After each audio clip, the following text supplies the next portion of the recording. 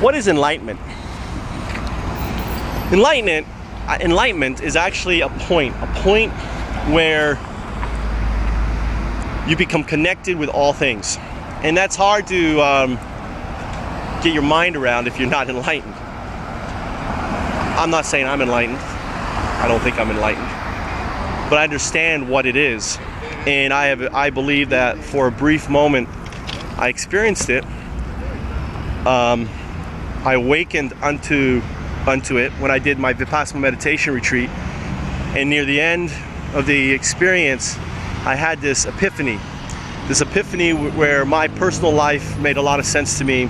My relationship with my parents, my mother, just everything just kind of clicked. It felt like a massive weight off my shoulders, and I thought for a moment I could see better, so I took off my glasses and looked, and I was brought to reality, because even though I felt lighter, my eyes, it was an internal awakening, not a physical awakening.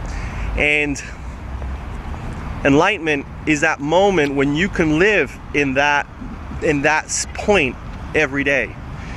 It's very hard. Only a few people have managed that. I think the Dalai, obviously the Dalai Lama is there. I think some other folks have been there.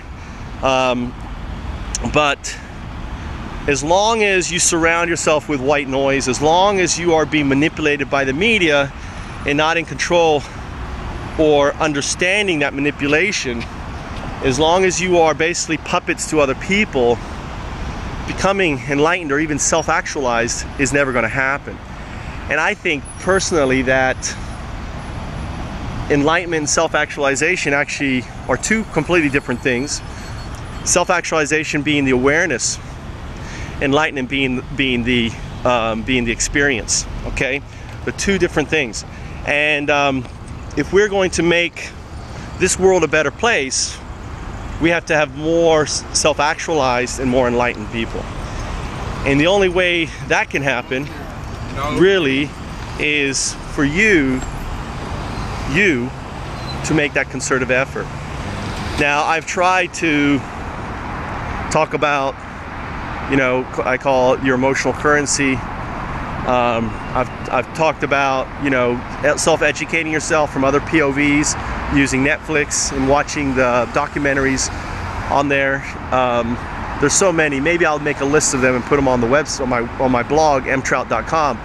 But ultimately, it's something that you need to take control of, not me. No one can basically make you self-actualized.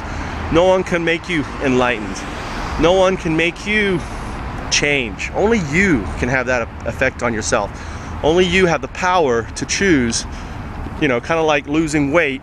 I'm getting up and working out now every day just because that's, I'm choosing to do that.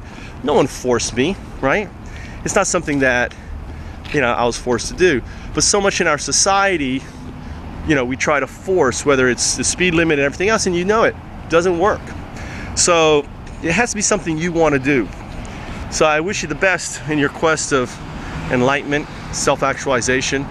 I think that as long as you are stuck in doing what you're doing, and you're not in a way joyfully pursuing, and I have to be careful with the word pursuing, because the moment you pursue to be self-actualized, or you pursue or crave to be enlightened, it becomes even a bigger trap. And you see that all the time with like yoga masters and people who are really hung up in doing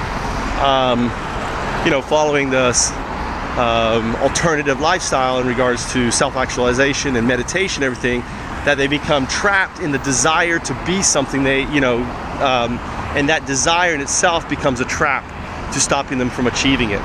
So beware of that. Don't become fixated on it, just do it.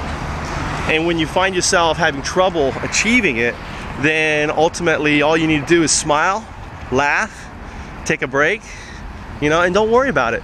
Because the moment you stop worrying about it, but you're on the path to it, that is the goal. To be on the path without trying to be on the path.